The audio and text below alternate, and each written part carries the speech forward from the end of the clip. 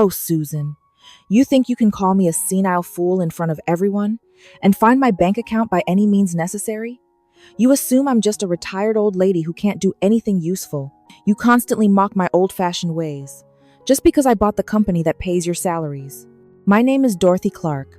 For nearly 4 decades, I lived and breathed the hallowed halls of the University of Maryland as a senior professor of macroeconomics. I am 69, a widow, and a woman who measures life in data points and strategic growth.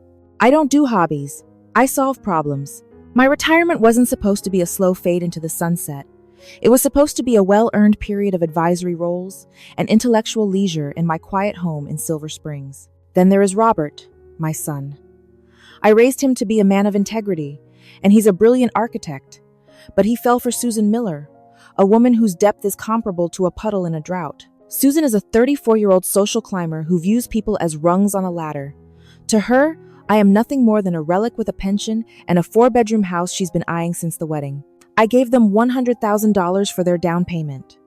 I hosted every holiday. I kept my mouth shut when she replaced my family heirlooms with plastic modern decor.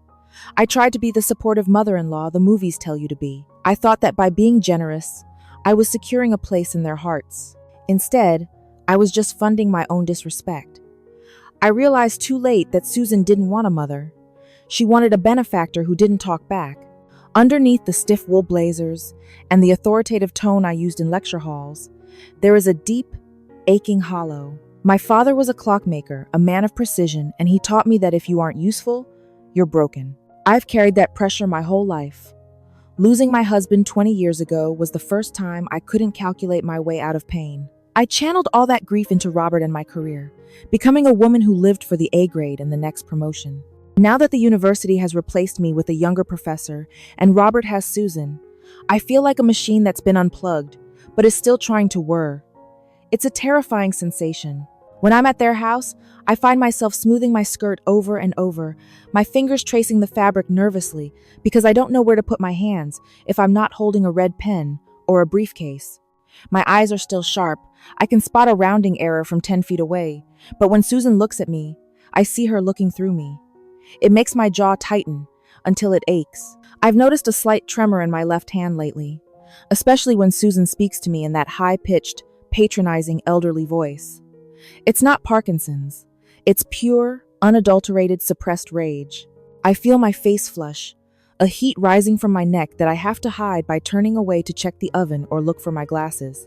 The most painful part is the silence. The silence when Susan makes a joke at my expense, and Robert just looks at his plate.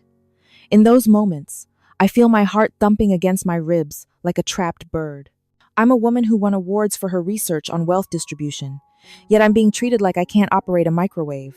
It's the humiliation of being diminished in the one place you should be safe, your family. Every time she mocks my academic stiffness, she's poking at the bruise of my loneliness, reminding me that in her world, my decades of hard work are just a punchline.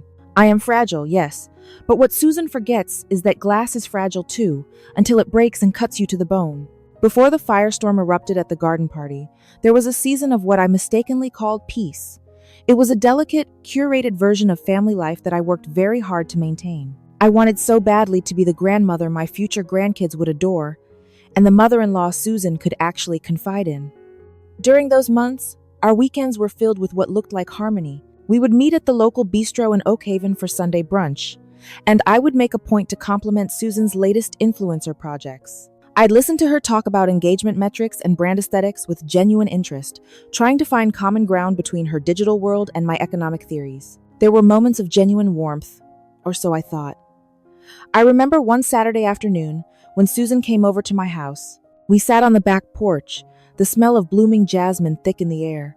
She asked me for advice on a contract she was signing with a skincare line. For 2 hours, we sat side by side, our heads bent over the paperwork. I felt a surge of maternal pride, thinking I was finally being useful to her. We laughed as I pointed out a sneaky non-compete clause, and she hugged me, her perfume smelling of expensive vanilla. In that moment, the tension in my shoulders vanished. I felt light, happy, and truly welcomed. I started doing little things to show my affection.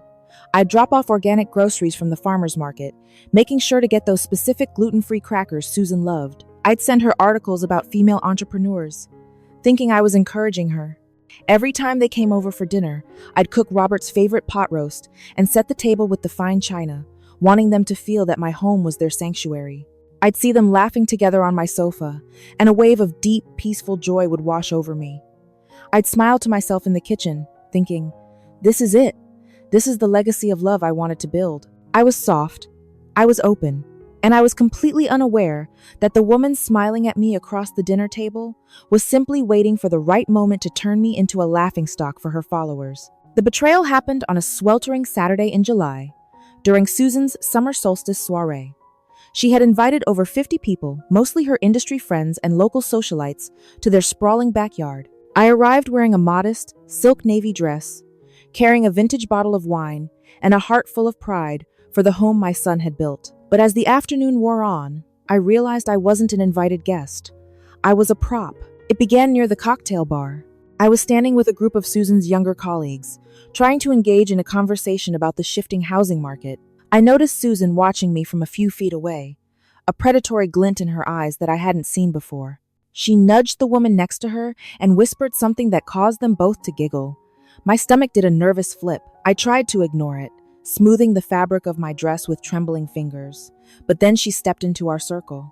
"Oh, Dorothy," Susan said, her voice dripping with a fake sugary sweetness that set my teeth on edge. "Are you lecturing these poor people on inflationary pressures again? Honey, look at them. Their eyes are glazing over. This isn't a faculty lounge. It's a party. Nobody wants to hear the professor's greatest hits from 1985. The group erupted in stifled laughter. I felt the blood rush to my face, a heat so intense it felt like a physical burn. My hand, still holding my wine glass, began to shake visibly. I tried to maintain my composure, forcing a tight, professional smile. "I was just answering a question, Susan," I replied softly, my voice wavering despite my best efforts. "That's the problem, Dorothy," she continued, raising her voice so the surrounding groups could hear. She pulled out her phone, the camera lens pointed directly at me. "You always have an answer, but you haven't had a relevant thought in a decade. You're like an old encyclopedia, dusty, taking up space, and completely replaced by Google." She turned the phone toward herself, flashing a bright, manufactured smile. "Guys, check out my mother-in-law. She's currently educating us on how to be boring. Should I start a GoFundMe for her personality, or just buy her a one-way ticket to a nursing home where someone is paid to listen?" The humiliation was a cold, sharp blade. I looked around for Robert, but he was at the grill, his back turned, laughing with his friends. He didn't see the way Susan was mocking my life's work for content. I felt small. I felt like a caricature of a woman. My eyes stung with the salt of suppressed tears, and I had to look down at my sensible shoes to avoid the mocking stares of people half my age. Her words weren't just a joke, they were a public execution of my dignity. I watched her slender fingers tap away at her screen, likely uploading the funny clip of the clueless old lady to her thousands of followers. My heart hammered against my ribs, a painful, irregular rhythm. I wasn't just a mother-in-law to her. I was a relic to be used for engagement. As I stood there, frozen, I saw the true Susan, the cold, calculating woman behind the filters. The quiet joy I'd felt just weeks ago hardened into a bitter, icy resolve. She thought I was a finished chapter. She had no idea I was just about to start a whole new volume. The laughter followed me as I turned away, a sharp, echoing sound that felt like it was peeling back layers of my skin. I didn't run. My legs felt too heavy for that. Instead, I walked with a stiff, mechanical gait toward the edge of the property, near the stone fountain I had helped them pay for. I stood there, my back to the crowd, the cool mist from the water hitting my neck. My hands were gripped so tightly around my clutch purse that the metal frame bit into my palms, leaving deep, red welts. I looked down at the water, and for a moment, I didn't recognize the woman staring back at me. Her hair was perfectly coiffed, her pearls were genuine, but her eyes looked defeated, hollowed out by the realization that she was being discarded by the people she loved most. My lower lip trembled, and I had to bite it until I tasted copper to keep from sobbing. It wasn't just Susan's cruelty that broke me. It was the sudden, terrifying clarity that I had allowed myself to become a shadow in my own life. I had spent 3 years trying to fit into their world, shrinking my intellect and my ambitions to avoid intimidating a woman who didn't even respect the ground I walked on. Suddenly, I heard footsteps. I hoped it was Robert. I hoped he would put his arm around me and tell me he saw what happened, that he was sorry, and that we were leaving. But when I turned, it was Susan again, holding 2 empty cocktail glasses. She didn't look remorseful. She looked exhilarated. "Don't be so sensitive, Dorothy," she hissed, her voice low so only I could hear. The sweet mask was gone. "It's just a joke from my Modern Mill series. People love the out-of-touch academic trope. Besides, look at this place. Look at your son's life. You should be happy. You're even invited. You're just a guest in our story now. Don't ruin the vibe with that long face. It's aging you." She patted my cheek, a condescending, light tap that felt like a bolt of electricity through my nervous system. In that split second, something inside me snapped. The academic brain she mocked so much didn't just store old dates. It analyzed, it calculated, and it pivoted. The fear of being irrelevant vanished, replaced by a cold, searing fire. I looked at her hand, then looked her straight in the eye. My gaze was no longer clouded with tears. It was as sharp and cold as a scalpel. I realized then that I didn't need their Sunday brunches or their performative family photos. I didn't need to be accepted by someone who measured worth in likes. I was Dorothy Clark. I had taught the people who were now running the treasury. I had written the books she probably used as coasters. My crusty academic brain was the most powerful tool in that entire yard. I felt a strange, calm strength settle into my bones. My posture straightened, my shoulders pulled back, and the tremor in my hand stopped instantly. I wasn't going to argue. I wasn't going to cry. I was going to do what I did best. I was going to build something. "You're right, Susan," I said, my voice now steady, resonant, and terrifyingly polite. "I am a guest here, and I think it's time I checked out." I didn't wait for her response. I walked past her, past my son who was still busy being the life of the party, and walked straight to my car. As I drove away from their manicured lawn, I wasn't thinking about the insult. I was already drafting a business plan in my head. If Susan wanted a modern MIL story, I was going to give her one, but I was going to be the one holding the pen. I returned to my quiet home, but instead of retreating to bed with a box of tissues, I went straight to my study and flipped on the high-intensity desk lamp. The cold, white light flooded my mahogany desk, illuminating the research papers and economic journals I had let gather dust since retirement. That night, I didn't sleep a wink.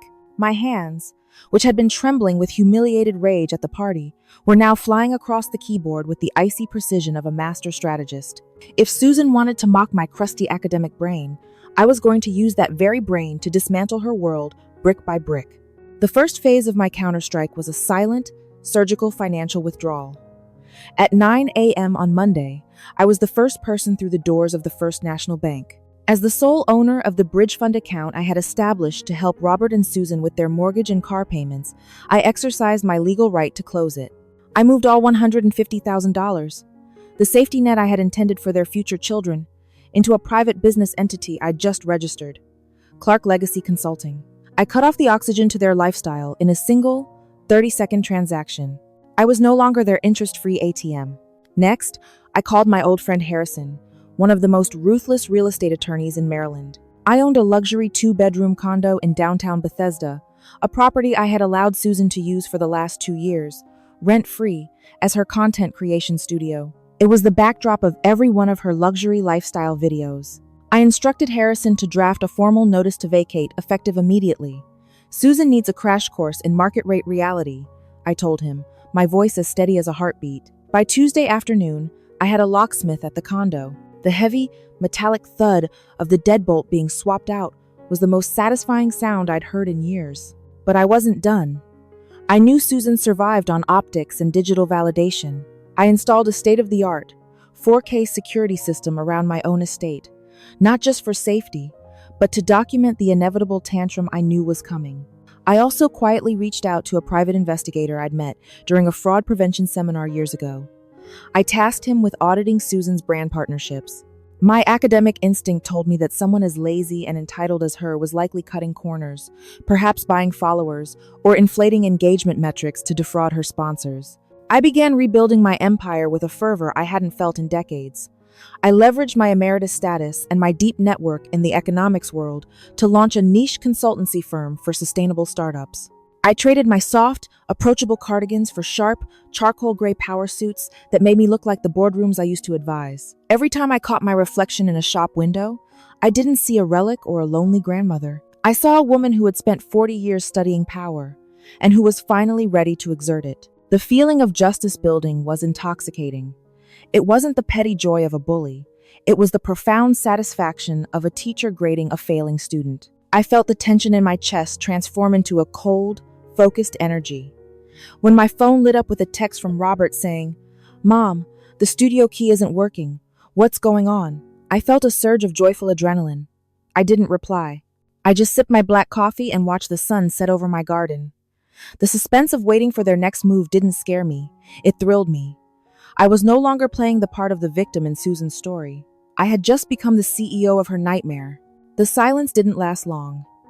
3 days after I changed the locks, the storm arrived at my front door. I watched through my security monitor as Susan and Robert stormed up the driveway, their faces contorted with a mixture of panic and fury. Susan looked disheveled. Her hair, usually a perfect influencer blowout, was frizzy, and her eyes were darting around like a cornered animal. They didn't just knock.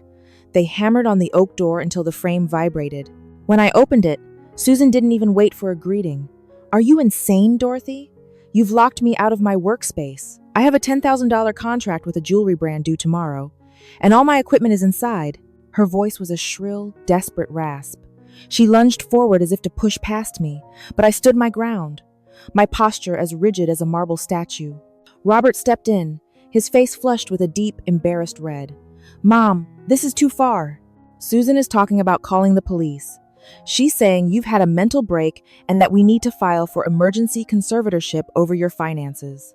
You can't just cut us off and steal her livelihood because your feelings were hurt at a party." Susan's eyes narrowed, a cruel, calculating smile creeping back onto her lips.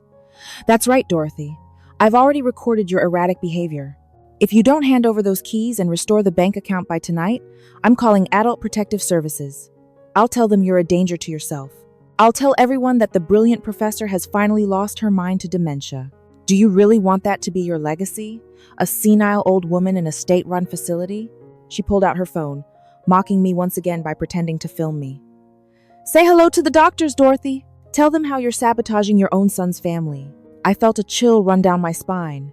But it wasn't fear. It was a deep, searing disappointment in my son for standing there while she threatened my sanity. My jaw tightened, my teeth grinding together so hard it ached. I looked at Robert, searching for a spark of the boy I raised, but all I saw was a man puppeted by a woman's greed. The internal conflict was over. The last shred of my hesitation died in that doorway.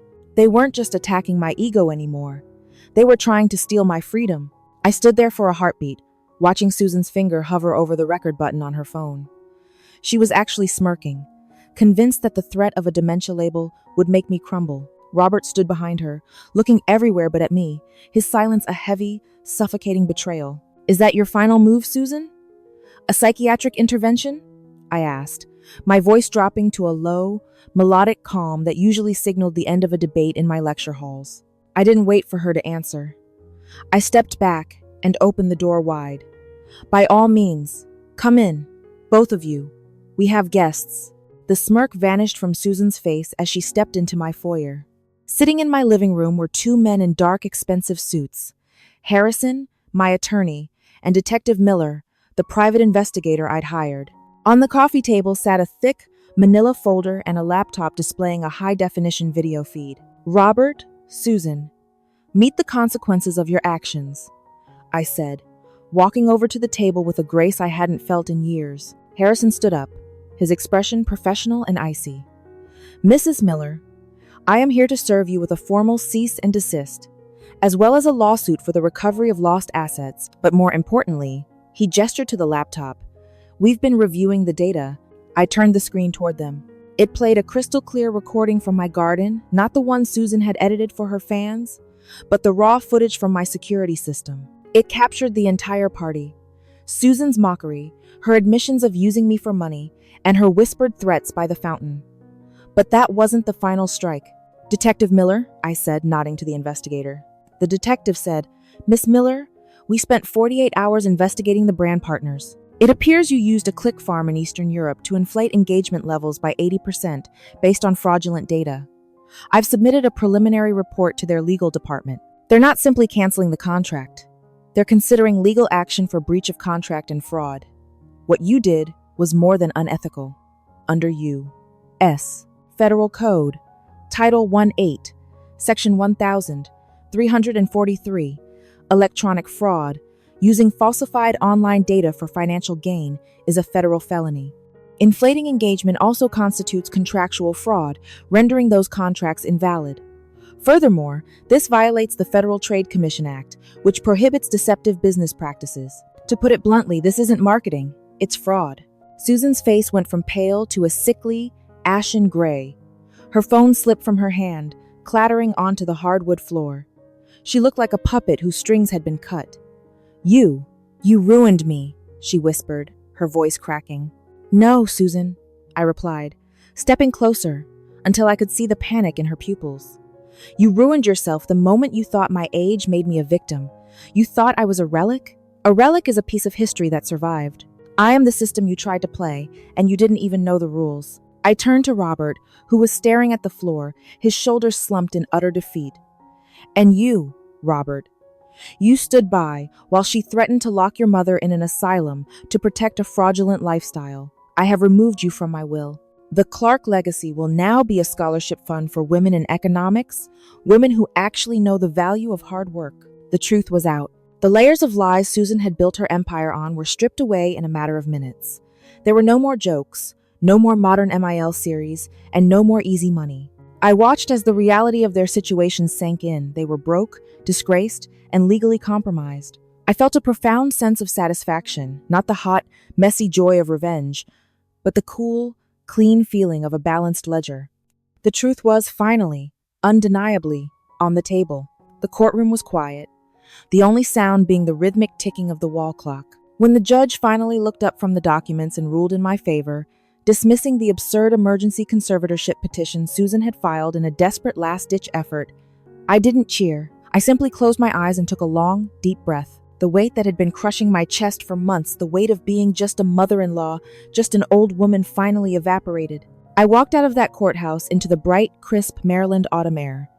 For the first time in years, I wasn't looking for Robert's car or checking my phone for a text from Susan. I was looking for my own driver. I had successfully protected my assets, reclaimed my property, and, more importantly, I had protected my sanity. The empire I had started building on that sleepless night, after the party had grown faster than I ever anticipated. Clark Legacy Consulting was no longer just a spite project. It had become a powerhouse in the local business community. I was being invited to speak at conferences again, not as a retired academic, but as a formidable strategist who knew how to bridge the gap between old-world economics and new-age markets. Returning to my house felt like entering a sanctuary that had finally been cleansed.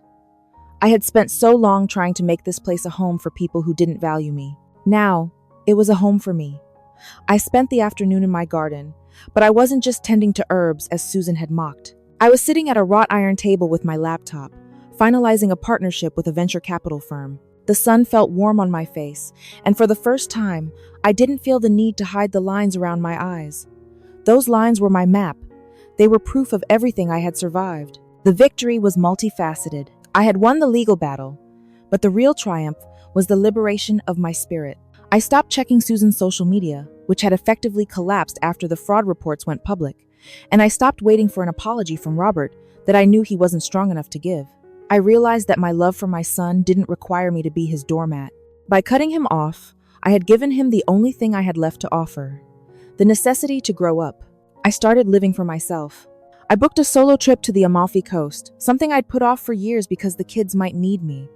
I joined a high-end rowing club and found a new circle of friends, people who valued intellect over engagement metrics. The feeling of Thoaman was overwhelming. It was deserved. There was a lingering sadness, of course. A bittersweet ache when I looked at old photos of Robert as a boy, but it was overshadowed by the fierce pride of a woman who had fought for her own life and won. I wasn't just a ghost in someone else's story anymore. I was the protagonist of my own, and the view from the top was breathtaking. I had reclaimed my life, my name, and my future. I was Dorothy Clark, and I was just getting started. When the dust from the legal battles finally settled, I found myself sitting alone in my library, surrounded by the familiar scent of old leather bindings and sandalwood. In that profound silence, a different kind of war began, not with Susan or Robert, but within my own soul. I looked down at my hands, now adorned with the jewelry I had reclaimed and holding contracts of immense value. Yet I noticed a subtle, persistent tremor. It wasn't the frailty of age, it was the aftershock of a breaking heart. I stared into the embers of the fireplace, asking myself the question that haunts every mother. Dorothy, were you too ruthless? The image of Robert's face in the lawyer's office played on a loop in my mind, the way his eyes went hollow, the way his shoulders slumped as if the air had been sucked out of the room. I had won. I had protected my legacy, secured my wealth, and built a consulting empire from the ashes of public humiliation. But the price of that victory was a permanent fracture in the relationship with my only son. The pain was physical, a dull ache in my chest that made me grip the armrests of my chair until my knuckles turned white. I walked over to the gilded mirror in the hallway and forced myself to look.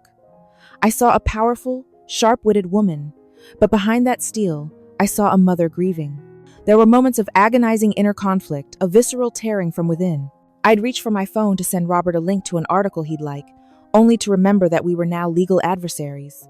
I was caught between the pride of a professor who believes in the law of consequences and the instinct of a mother who wants to shield her child even from his own stupidity.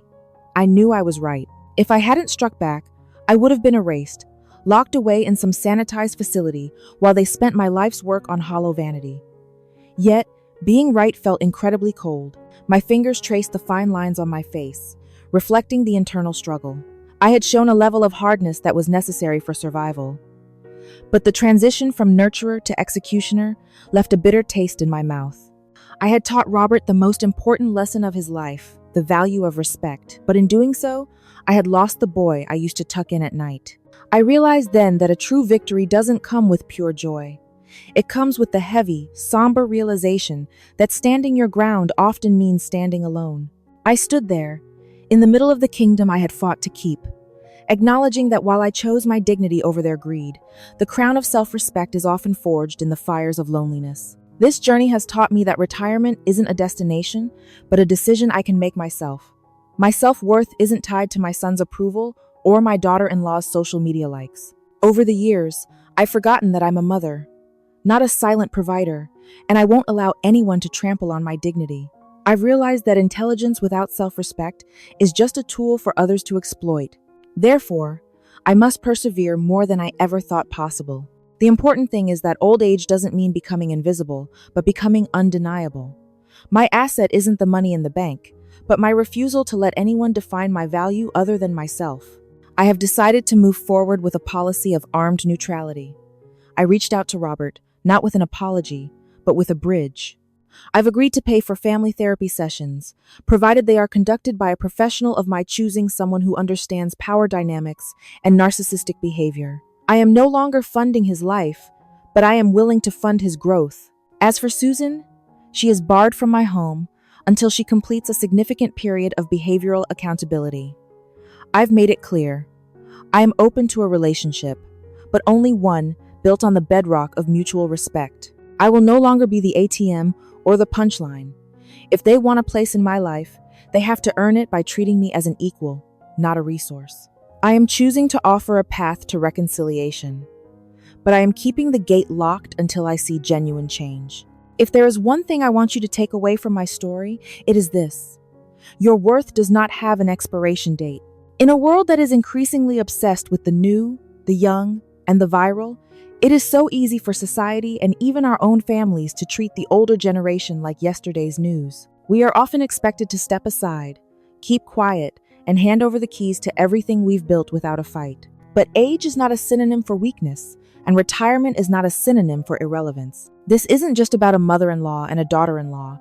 This is about boundaries. Many of us, especially as we get older, feel a desperate need to be needed.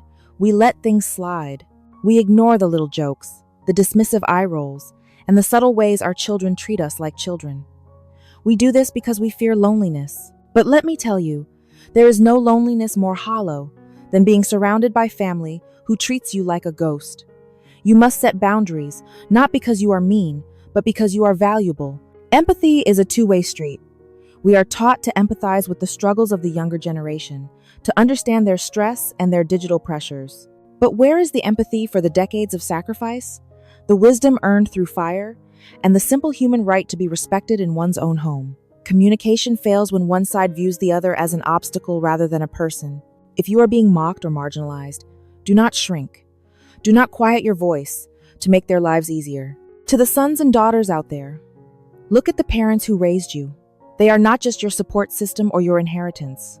They are individuals with internal lives, sharp minds, and a limit to their patience. To the mothers-in-law who feel like they are being pushed into the shadows, remember that you are the architect of your own life. You have the power to pivot, to rebuild, and to remind the world exactly who you are. The empire I built wasn't just about business, it was about the sovereignty of the self. Don't wait for a public humiliation to reclaim your power. Stand tall, speak your truth, and never, ever let someone else's lack of character become your lack of worth. You have spent a lifetime becoming who you are. Don't let anyone turn that into a punchline. Thank you for listening to my story. It wasn't an easy one to tell, but if it helps even one person stand up for their dignity, then every moment of that struggle was worth it. I've learned that life doesn't end at retirement, it just gets a new CEO. If you found strength in my journey, or if you've ever had to navigate the tricky waters of family boundaries, please let me know in the comments below. I read every single one of them, and your support means the world to me. Don't forget to like this video if you believe that respect is non-negotiable, and subscribe to the channel to join our community of strong, independent voices. Share this video with someone who might need a reminder of their own power today. Stay tuned for my next video, where I'll share more about how I navigated the early days of my new empire and the surprising message I recently received from Robert. Until next time, remember, keep your head high, your boundaries firm, and your mind sharp. I'll see you in the next story.